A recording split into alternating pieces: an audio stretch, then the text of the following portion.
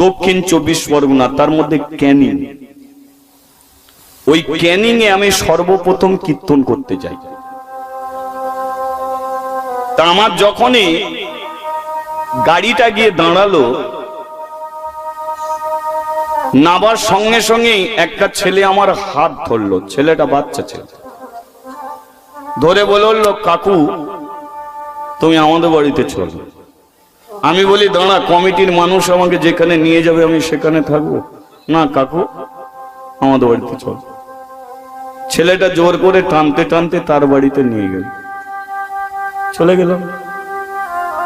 ছেলেটার মাটির ঘর, আমাকে বসতে দিল, ছেঁড়া মাদুরি, বসে বললো।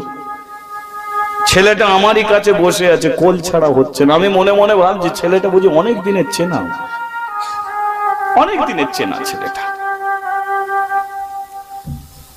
বাড়ির রান্নাশাল থেকে তার মা,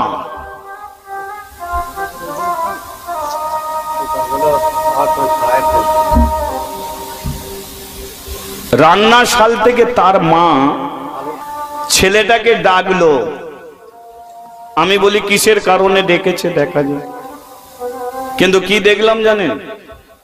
ছেলেটা যেই রান্নাশালে গেল, ছেলেটা চুলের মুঠি ধরে ঠাস ঠাস করে গালে মারছে। বলছে, তুই আনলি কেন? আমাদের বাড়িতে লোকজন আসবে, কে তোকে দল আনতে বলেছে? ছেলেটা কাঁদতে কাঁদতে আমার কাছে এসে বসেছে।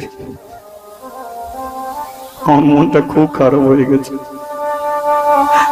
তুই কেন আনলি বলতো আমাকে, না আনতে পারতিস? ছেলেটা বলে, আমার মা প্রত্যেকদিন আমাকে এমনি করে মারে, খুব মারে।